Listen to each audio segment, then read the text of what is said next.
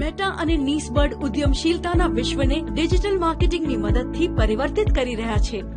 નીસબર્ડ એક અગ્રણી સંસ્થા છે જે ભારતમાં સૂક્ષ્મ અને નાના ઉદ્યોગ સાહસિકોને તાલીમ પૂરી પાડે છે. મેટાના પ્લેટફોર્મ્સ જેમ કે ફેસબુક, ઇન્સ્ટાગ્રામ અને વોટ્સએપનો લાભ લઈને ઉદ્યોગ સાહસિકો પોતાનો વ્યાપાર વધારી શકે છે. તો આવો આપણા ઉદ્યોગ સાહસિકો માટે ડિજિટલ પરિવર્તન લાવીને ભારતનો વિકાસ કરીએ. બધાને નમસ્કાર. આ કોર્સમાં તમારું સ્વાગત છે, જ્યાં તમે જાણી શકો છો કે ફેસબુકથી તમારા ધંધાને કેવી રીતે વધારી શકો છો. આ course national institute of entrepreneurship and small business development દ્વારા આપવામાં આવ્યું છે અને આ તમામ ભારત સરકારના health development and entrepreneurship of government of India અને મેટા સાથે તેની ભાગીદારી હેઠળ છે. તમે આ ચોક્કસ કોર્સમાં શું શીખવા જઈ રહ્યા છો? આ કોર્સમાં આપણે જે સૌથી મહત્વની બાબતની ચર્ચા કરવા જઈ રહ્યા છીએ તે છે કે આપણે એક બિઝનેસ પેજ પર કેમ્પેનને સફળ બનાવવા માટે કેવી રીતે ઝુંબેશ ગોઠવી શકીએ. હવે હું ચોક્કસ પ્રેક્ષકોને વ્યાખ્યાયિત કરવાનું મહત્વ શીખવા જઈ રહી છું. આ દરમિયાન આપણે બિઝનેસની સાથે કસ્ટમર મેપિંગનું મહત્વ પણ જોઈશું. આપણે પ્રભાવશાળી ક્રિએટર્સ વિશે જાણવા જઈ રહ્યા છીએ, જે આપણા માટે આપણા ફેસબુક પેજના ક્રિએટર્સની સાથે સાથે જાહેરાતોમાં ઉમેરવા પણ જરૂરી છે. પછી આપણે ફેસબુક પર એન્ટરપ્રેન્યોર્સ માટે કયા સાધનો અને સંસાધનો છે તેની ચર્ચા કરીશું. તેના પછી આપણે વિવિધ પ્રકારની જાહેરાતો વિશે જાણીશું, જેનો ઉપયોગ તમે તમારી જાહેરાતો ચલાવવા માટે કરી શકો છો. અને છેલ્લે આપણે એ જોઈશું કે તમે ફેસબુક પર એડવર્ટાઇઝમેન્ટ કેમ્પેન કેવી રીતે બનાવી શકો છો. જેમ તમે જાણો છો, આપણે જે શીખવા જઈ રહ્યા છીએ તેમાંથી સૌથી મહત્વની બાબત એ છે કે ફેસબુક પર અમારી મંથલી રેમેડીઝ અને ફેસબુક એડવર્ટાઇઝમેન્ટ સેટ કરતા પહેલા તમે કઈ ઓડિયન્સ સુધી પહોંચવા માંગો છો તે સ્પષ્ટપણે નક્કી કરવું, જેનો અર્થ છે તમારી ટાર્ગેટ ઓડિયન્સ. આપણે વ્યવસાયની જરૂરિયાતોને આધારે નાના, મોટા અથવા મધ્યમ ટાર્ગેટ્સને સ્પષ્ટપણે વ્યાખ્યાયિત કરવાની જરૂર છે. તમારી પ્રોડક્ટ ખરીદવાની સૌથી વધુ સંભાવના ધરાવતા લોકો કોણ છે?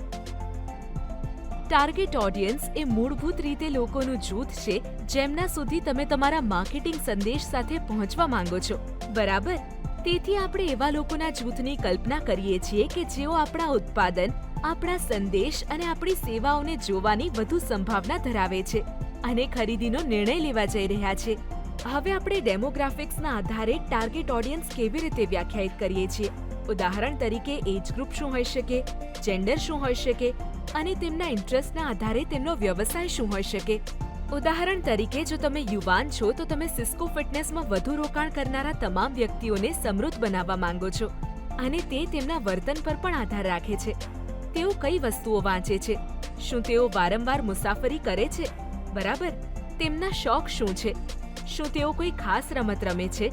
આ તમામ પ્રકારના વિકલ્પો આપણને ટાર્ગેટ બનાવવામાં અને સેટ કરવામાં મદદ કરે છે.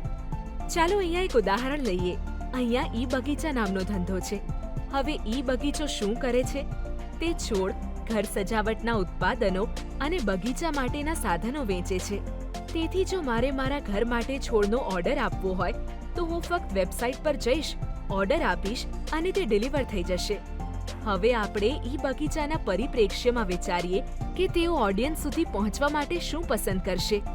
હવે જુઓ, માત્ર ઈ બગીચો જ નહીં, પરંતુ દરેક વ્યવસાયમાં મૂળભૂત રીતે બે પ્રકારના ટાર્ગેટ ઓડિયન્સ હોય છે. એક પ્રાઇમરી ટાર્ગેટ ઓડિયન્સ અને બીજા સેકન્ડરી ટાર્ગેટ ઓડિયન્સ.